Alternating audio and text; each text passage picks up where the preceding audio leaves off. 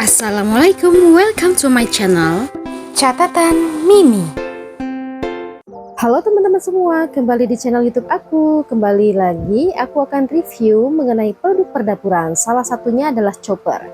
Chopper yang kupunya adalah dari brand Mitochiba CH200. Nah, ini adalah salah satu chopper yang aku punya, yang umurnya sudah lebih dari 4 tahun loh teman-teman. Aku beli ini dari tahun 2021. Maaf ya, aku nggak bisa nunjukin buktinya. Waktu itu aku beli di Marketplace Orange. Karena pembelian di Shopee-nya itu sudah lebih dari 4 tahun, jadi histori pembeliannya sudah tidak ada ya. Jadi aku tidak bisa nunjukin nih teman-teman, maaf. Tapi ini bener loh, usia pemakaiannya sudah lebih dari 4 tahun.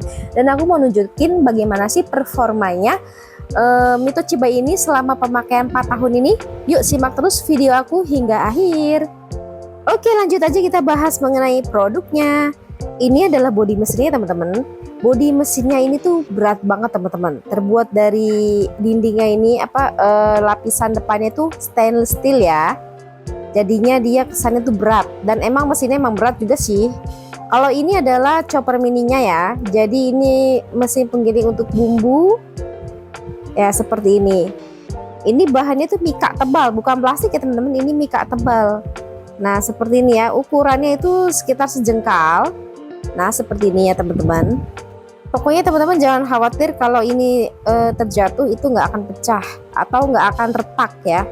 Lalu untuk bodinya ini kenapa kuning? Ini kuning karena bukan usang atau udah lama pemakaian ya teman-teman, bukan. Jadi nggak ngaruh. Ini aku kuning begini, dari bodinya kuning, terus pisau-pisaunya kuning seperti ini, itu karena pengaruh aku suka bikin jamu kunyit teman-teman. Jadi karena kunyit, si pisaunya ini bisa menguning gini ya. Jadi si pisaunya itu menguning bukan karena karatan ya, tapi karena bahan dasar kunyit. Seperti itu teman-teman. Oke, ini tutupnya juga cukup klik kenceng kok. Jadi kalau kita masukin, ya kita agak usaha dikit sih muterinnya karena emang kenceng banget. Nah seperti ini teman-teman. Next kita bahas wadah yang besar ini. Ini kapasitasnya 2 liter ya teman-teman. Untuk ukuran tingginya itu 1 jengkal lebih dikit, sekitar 25 cm. Nah untuk tutupnya bisa dibuka seperti ini ya teman-teman. Nah untuk pisaunya ada 3 susun ya, sama berbahan dasar stainless steel dan bodinya sama juga berbahan dasar mika tebal. Untuk pisaunya juga bisa dikeluarkan ya, seperti ini. Pisaunya ini ada 3 susun, masing-masing bisa dikeluarkan untuk dibersihkan ya teman-teman. Jadi jika kalian mau menggiling daging kan suka ada yang nyempil-nyempil gitu ya, itu bisa dikeluarkan atau bisa dibersihkan dengan sempurna. Untuk wadah yang besar ini multifungsional juga ya teman-teman. Jadi selain untuk menjus buah ataupun menggiling daging juga bisa. Jadi daging-dagingan kalau nggak muat di wadah yang kecil bisa kalian digiling di sini. Next yang paling utama adalah mesinnya. Ini adalah bodi mesinnya yang terbuat dari stainless steel dan ukurannya lumayan cukup berat. Ini tuas untuk kanan kirinya ya, menambah atau mengurangi kecepatannya, dan di tengah itu adalah pencetannya. Nah ini adalah sumbunya. Oke, sekarang aku mau trial nih teman-teman. Sekarang aku mau trial di tempat wadah yang kecil ini. Pertama dengan bahan yang ringan dulu ya, yaitu aku akan menjus air saja. Jadi aku ingin ngasih tahu suara mesinnya aja sih. Oke teman-teman bisa dengar baik-baik ya, dan bisa menilai suara mesinnya untuk menjus bahan ringan seperti air misalnya. Oke, jadi seperti ini ya suara mesinnya untuk jus bahan ringan. Next selanjutnya aku mau coba di wadah yang besar ya. Sama aku masih isi air aja sih, jadi biar kita bisa bandingin dari bahan yang ringan hingga yang berat.